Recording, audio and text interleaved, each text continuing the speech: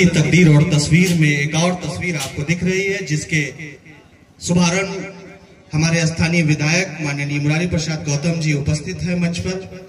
हम उन लोगों से अनुरोध करेंगे कि जो लोग साइड में खड़े हैं वो बराए मेहरबानी कुर्सी पर बैठ जाए। आप बैठे हुए ज्यादा अच्छे लगेंगे। जो भी साथी खड़े हैं वो बैठ जाए।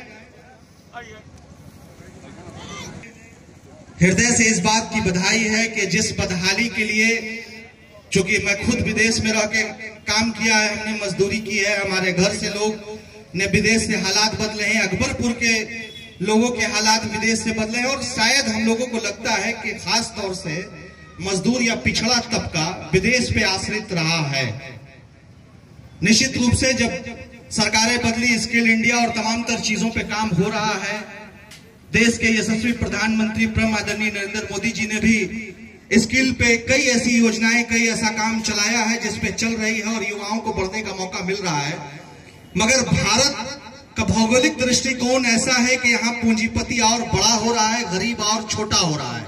सरकारें आती जाती रहती हैं, सदन में उसकी चीजें बनती हैं, लेकिन जमीन तक या मजदूर तक या समाज के आखिरी तबके तक रहने वाले व्यक्ति तक रोजगार नहीं पहुंच पा रहा है।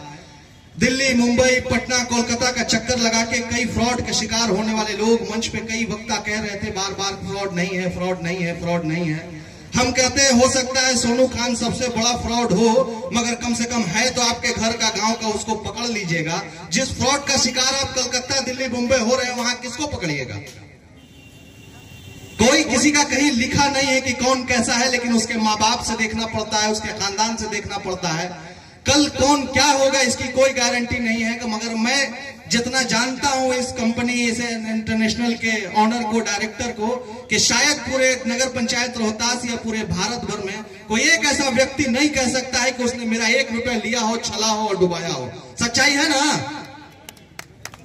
तो आज तक की हम गारंटी लेते हैं कि ऐसे व्यक्ति के हाथ में जब आप रोजगार सौंपने जाएंगे, अपने रोजगार की उम्मीद लेके जाएंगे, तो अल्लाह की जात से उम्मीद है कि इंशाअल्लाह अजीज आपके घर में आने वाले रिज्क का वो इंसान माध्यम बनेगा। ऐसी तमाम तर शुभकामनाएं। इस तरीके की कार्यालय, इस तरह का ऑफिस, इस तरह का ट्रेड या जो भी डेवलपमेंट का काम नगर क्षेत्र में होगा, ये हमारे लिए बड़ी बात है। आदरणीय विधायक जी के विधानसभा में होगा तो ये उनके लिए बड़ी बात है, हम लोगों के लिए गौरव की बात है। और चूंकि मंच है और जिनसे मांगना है वो भी मौजूद है।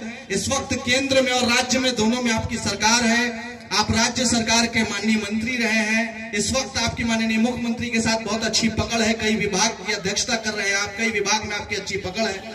हम आपसे एक बहुत बेसिक चीज अनुरोध करेंगे कि जब भी इस बार जब सदन की शुरुआत हो तो आपके जो भी सवाल होंगे उन तमाम तक सवालों को रखिएगा, मगर उसके साथ हमारा 2 मिनट का सवाल जरूर रखिएगा। ये सवाल पूरे बिहार स्तर पे है कि गल्फ में जो पूरे भारत से केरल के बाद अगर बिहार की जो सहभागिता है उसमें 43% लोग बिहार के हैं। अगर साउथ को छोड़ दिया जाए तो 43% लोग बिहार से मजदूरी करने जाते हैं। और हमारा दुर्भाग्य ये है कि 43% राज्य से जाने वाले मजदूर के यहाँ एक भी फ्लाइट डायरेक्ट नहीं है। बहुत बड़ी बात, इसको समझने की बात है कि एक भी फ्लाइट डायरेक्ट नहीं है। चाहे वो सऊदी हो, दुबई हो, ओमान हो, बहरैन हो, या जो भी जगह पे गल्फ में लोग जाके कमा रहे हैं, वहां पे एक भी विमान नहीं है डायरेक्ट जाने वाला बिहार का। और रेवेन्यू उत्तर प्रदेश के लखनऊ को, रेवेन्यू भारत की राजधानी दिल्ली को, रेवेन्यू मुंबई या कोलकाता को।